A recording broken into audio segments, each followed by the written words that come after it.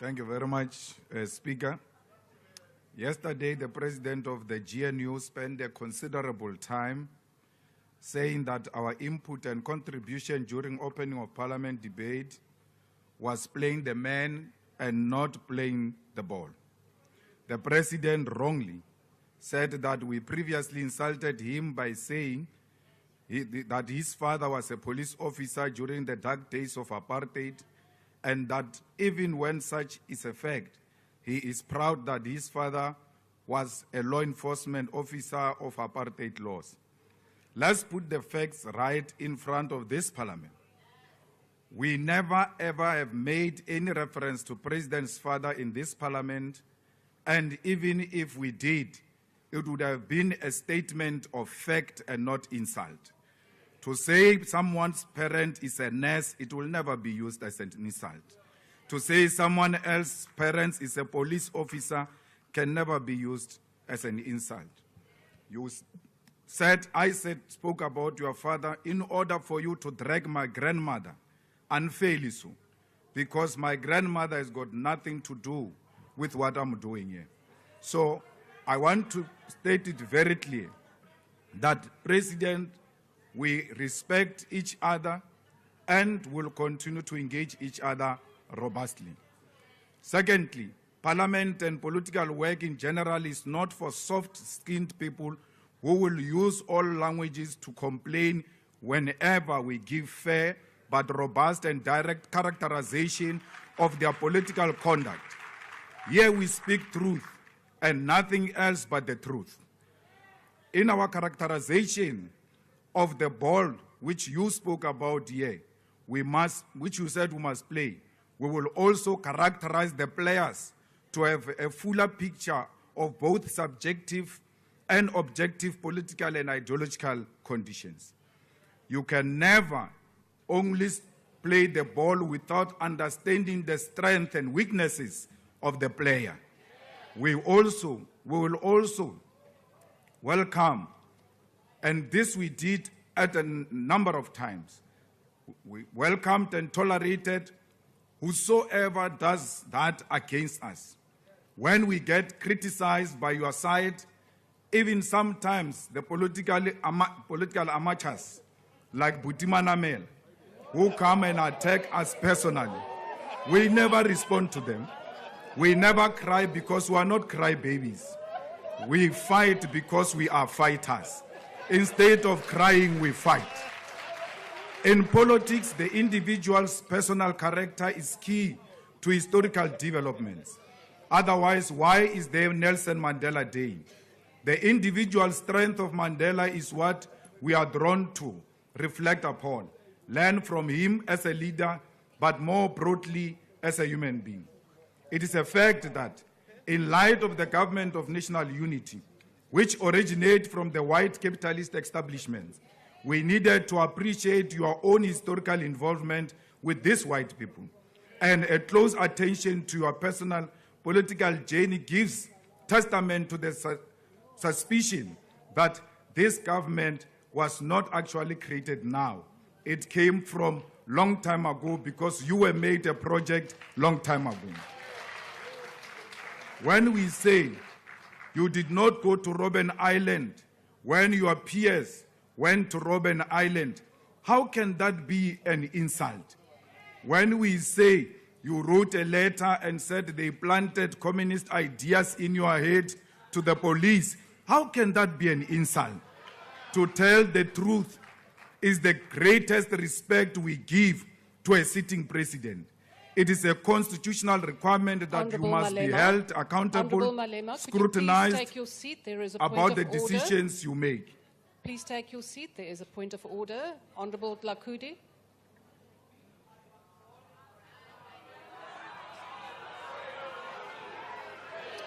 Thank you very much, Honourable Deputy Speaker. Honourable members, order. I cannot hear the Speaker. Honourable Deputy Speaker, I am standing on a point of order based on what the Honourable Malema said. Rule number 92. Honorable Deputy Speaker, the Honorable Malema referred to the President as a project, meaning that the President is acting on behalf of other people. So that is unparliamentary and it cannot be accepted. Thank you. Honourable members, I have listened to what the Honourable Malema has said, and I think that we do have to have robust debate, so I'm not going to sustain that point of order. Please proceed.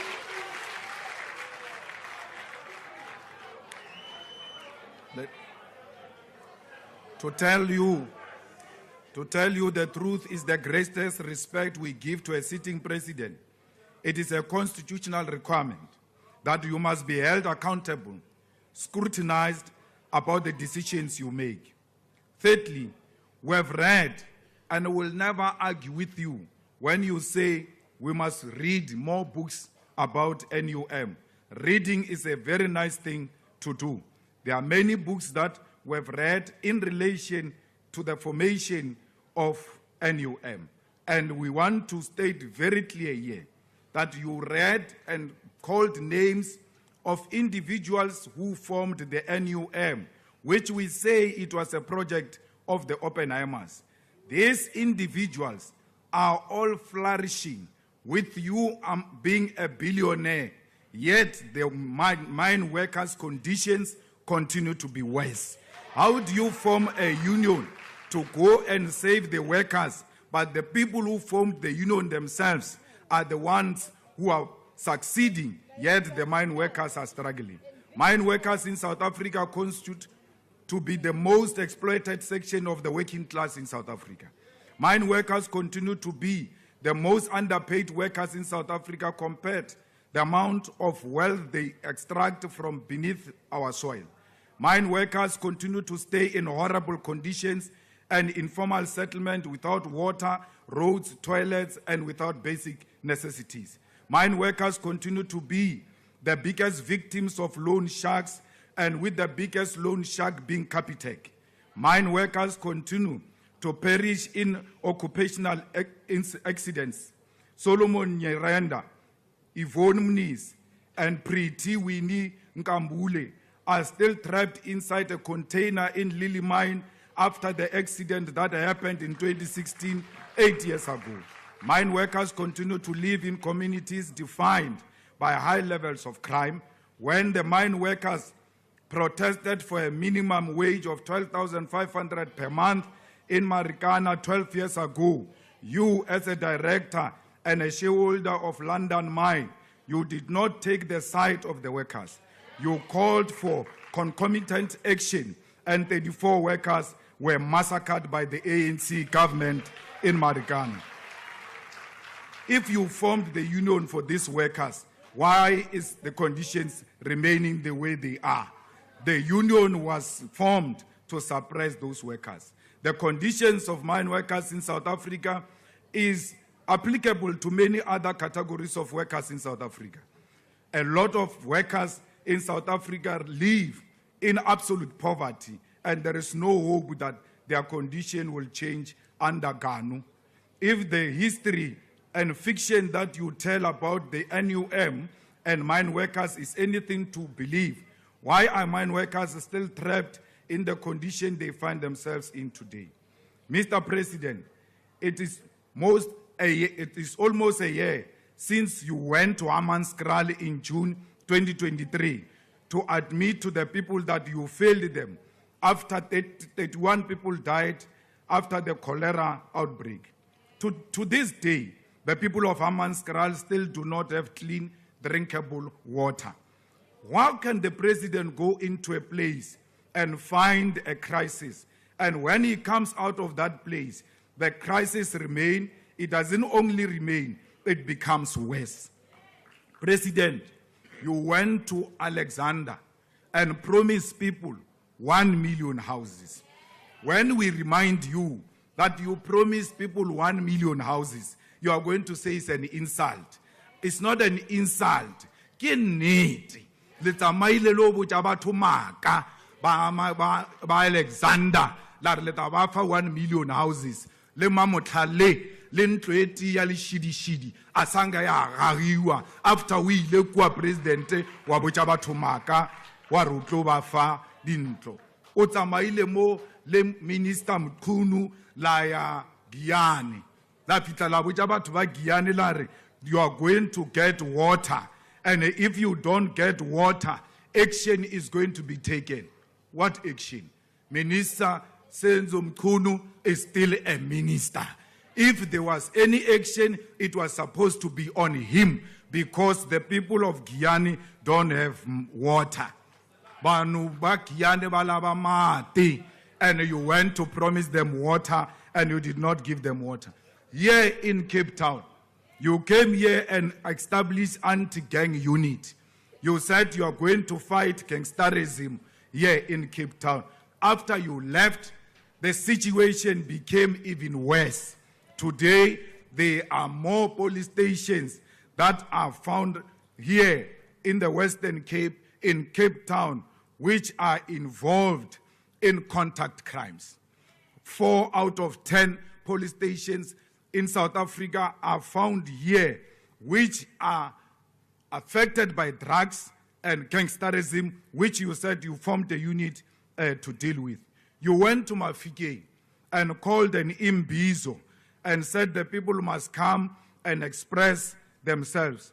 Today, nothing has improved since you left Mafike. The people of Matlosana, Tswaing, Ratlo, Mafike, Madibeng, and others do not have water, do not have dignified sanitation, and do not have roads, clinics, and clean parks. But because you make promises and fiction in your mind, these people are imagining their daily struggles. Mr. President, what is even more concerning is that even your 7th administration is characterized by fiction, supported by prepaid mainstream media. You continue with promises that you do not follow up on.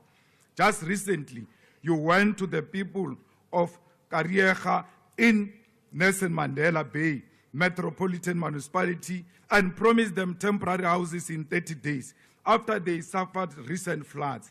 These people are still waiting for houses. 30 days has gone and passed. Until we clarify the roles and intentions, we will never support this budget vote 1 on the presidency because it is a waste of government resources. A lot of money is being spent on useless things instead of redirecting those resources into the projects that are beneficial to the people of South Africa.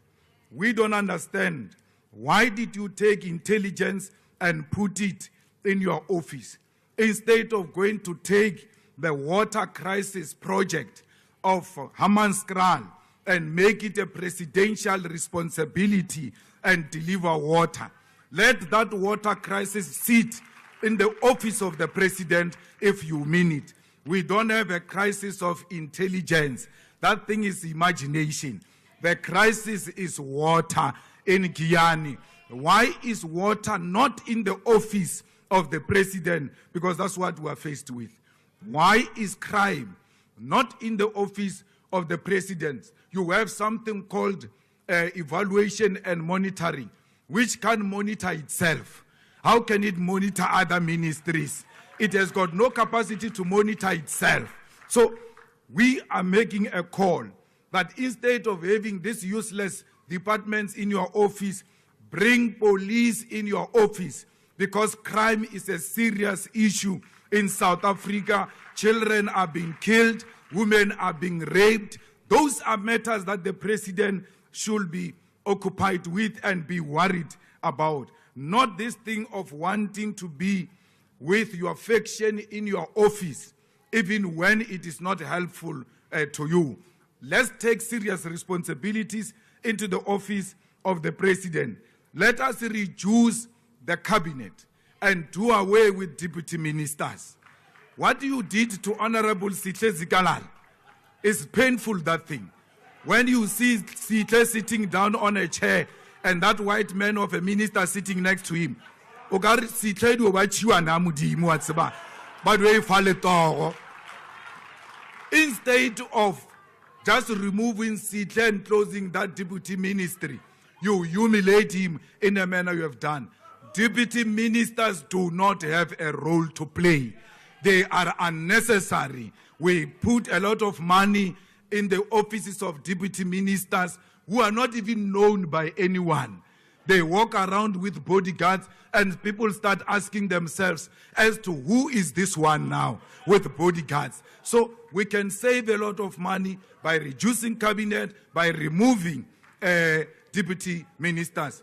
President, nalwena reatlompana ibile rinna pleke ti nalwena refitaria ko each other's house reaka mautu. We don't need cabinet we don't need parliament to make an appointment. When we want to see each other, we have done so before. And I criticize you even when it is just the two of us. I'm not criticizing you here because I see these honorable members of parliament. We will continue to engage each other robustly.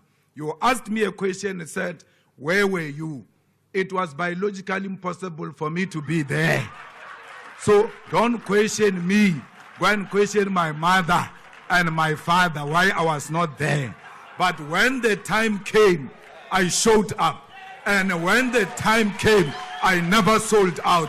When the time came, I was never a collaborator. I came at an early age and nothing will remove me. Attempts were there to silence me with the story of being disrespectful. I'm not disrespectful. I engage robustly. A ke rapeletse boroko ka o budulala. Nna a ke tshabe motho, ke tshaba maka, ke bolela nnete. Mmuso wa dinonyana o tlowa in less than 2 years. Auwe mmuso wa dinonyana, auwe!